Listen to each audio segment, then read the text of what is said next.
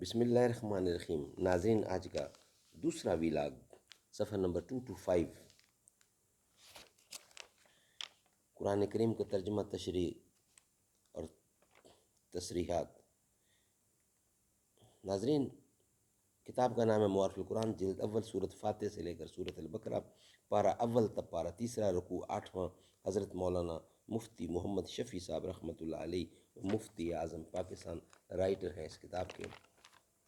بسم اللہ الرحمن الرحیم۔ الحمد للہ وکفا وسلام علی عبادہ الذین اصطفیٰ۔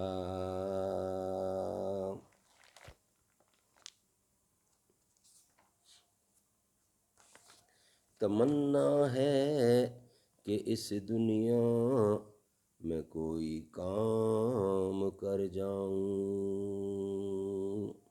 جو ہو سکے تو دشمن اسلام کو ناکام کر جاؤں۔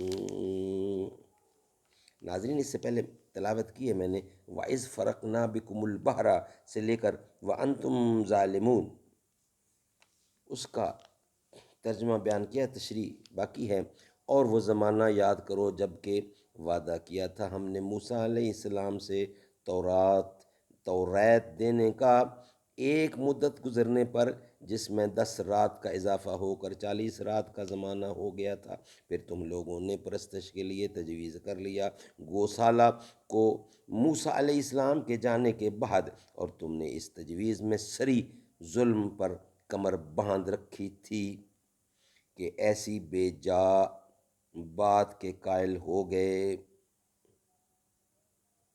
ناظرین، فائدہ اس کا، یہ قصہ اس وقت ہوا جب فرعون کے غرق ہونے کے بعد بنی اسرائیل بقول بعض مصر میں واپس آ کر رہنے لگے، یا بقول بعض کسی اور مقام پر ٹھہر گئے، تو موسیٰ علیہ السلام سے بنی اسرائیل نے عرض کیا کہ اب ہم بالکل مطمئن ہو گئے، اگر کوئی شریعت ہمارے لیے مقرر ہو تو اس کو اپنا دستور العمل بنائیں۔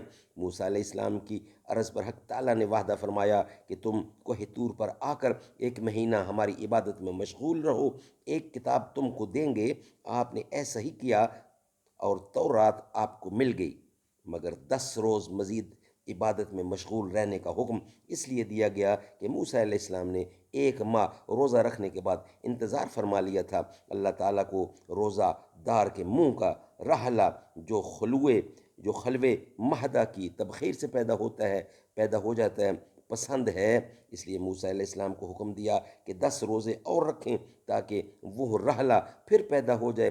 اسی طرح یہ 40 روزے پورے ہو گئے۔ موسیٰ علیہ السلام تو یہاں رہے، اور وہاں ایک شخص سامری نامی تھا، اس نے چاندی یا سونے کا ایک بچھڑے کا قالب بنا کر اس کے اندر وہ مٹی جو اس نے جبرائیل علیہ السلام کے گھوڑے کے قدموں کے نیچے سے اٹھا کر اپنے پاس محفوظ رکھی ہوئی تھی ڈال دی۔ اس بچھڑے میں جان پڑ گئی اور جہلا بنی اسرائیل نے اس کی پرستش شروع کر دی۔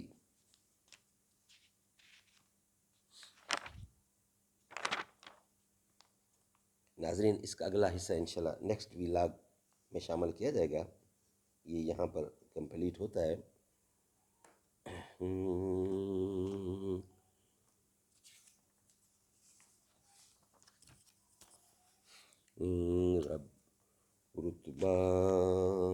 رتبہ بلند برتر صدیق عمر غنی کا، حسن و حسین زارا پیارے علی ولی کا، تھا یقین اس کو صدیق کی ذات پہ، ہاتھ حیدر کا صدیق کے ہاتھ پہ، جس کو تاج امامت نبی نے دیا، خوش علی کیوں نہ ہو اس کی ہر بات پر، ہے خلافت بلا فصل صدیق کی، علی حیدر نے خود جس کی تصدیق کی، بیٹی حیدر کی فاروق اعظم کے گھر، وہ ہیں داماد علی کے، علی ہیں سسر، وہ ہیں داماد علی کے، وہ ہیں داماد علی کے، علی ہیں سسر، بہن حسنین کی زوجہ فاروق کی، بہن حسنین کی زوجہ فاروق کی اور زہرا کی بھی ہے وہ لخت جگر، رتبہ بلند و برتر صدیق عمر، رتبہ بلند و برتر صدیق عمر غنی کا